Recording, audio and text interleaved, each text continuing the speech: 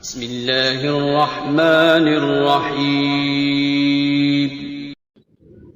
السلام علیکم ورحمۃ اللہ وبرکاتہ۔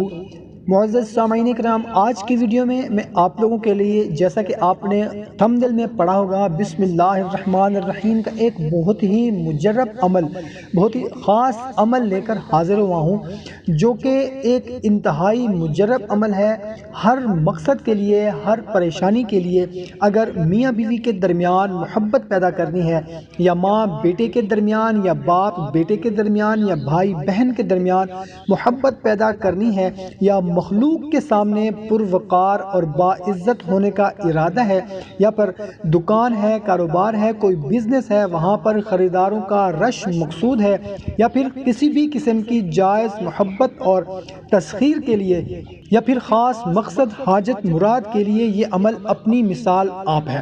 عمل بہت ہی آسان سا ہے۔ بتانے سے پہلے آپ سے گزارش ہے کہ چینل کو ابھی سبسکرائب کر لیں، ویڈیو کو ابھی لائک کر دیں، جزاک اللہ۔ اس عمل کی اجازت بالکل عام ہے، کسی بھی خاص جائز مقصد کے لیے اس کو کیا جا سکتا ہے، کسی سے اجازت لینے کی ضرورت نہیں ہے، مگر کمنٹ میں آمین ضرور لکھ دیں، جزاک اللہ۔ اس عمل کو کرنے کا طریقہ نوٹ فرما لیں۔ جمعرات کے دن آپ نے روزہ رکھنا ہے، اور شام کو جب افطاری کا وقت آئے تو کھجور اور کشمش کے ساتھ آپ نے روزہ افطار کرنا ہے۔ اس کے بعد مغرب کی نماز ادا کرنی ہے۔ مغرب کی نماز ادا کرنے کے بعد اسی جائے نماز پر آپ نے بیٹھ کر 121 مرتبہ بسم اللہ الرحمن الرحیم پڑھنا ہے، اور پھر اسی جگہ پر آپ نے بیٹھے رہنا ہے یہاں تک کہ عشاء کی نماز کا وقت ہو جائے، اور آپ نے اس دوران درود پاک پڑھتے رہنا ہے یہاں تک کہ عشاء کی نماز کا وقت ہو جائے۔ پھر عشاء کی نماز آپ نے پڑھنی ہے۔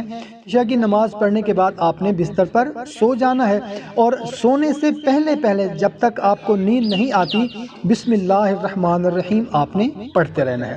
صبح جب اٹھیں گے تو جمعۃ المبارک کا دن ہوگا، آپ نے فجر کی نماز پڑھنی ہے۔ فجر کی نماز پڑھنے کے بعد اسی جگہ پر بیٹھ کر آپ نے 121 مرتبہ بسم اللہ الرحمن الرحیم پڑھنا ہے۔ اور ایک بات یہ ہے کہ تمام عمل کے دوران اپنے تصور میں مقصود کو پختہ رکھنا ہے۔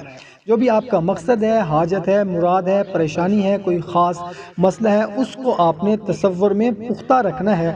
جب آپ اس عمل سے فارغ ہو جائیں تو آپ نے ایک سفید کاغذ پر کالی سیاہی سے بسم اللہ الرحمن الرحیم کے حروف ترتیب وار الگ الگ لکھنے ہیں، اور اس نقش کو اپنے پاس محفوظ کر لینا ہے۔ اپنے وائلٹ میں رکھ لیں یا اپنے پرس میں رکھ لیں۔ انشاءاللہ عز و جل جس کے پاس بھی یہ نقش ہوگا، لوگوں کے سامنے 14ویں رات کی طرح باعزت اور محبوب بن جائے گا، اور جس بھی کام میں ہاتھ ڈالے گا انشاءاللہ عز و جل اس میں کامیابی ملے گی، تمام پریشانیاں، تکلیفیں، مصیبتیں دور ہو جائیں گی۔ کوشش کریں کہ اپنے دوست احباب کے ساتھ بھی اس کو لازمی شیئر کریں تاکہ آپ کے ساتھ ان کا بھی فائدہ ہو سکے، جزاک اللہ۔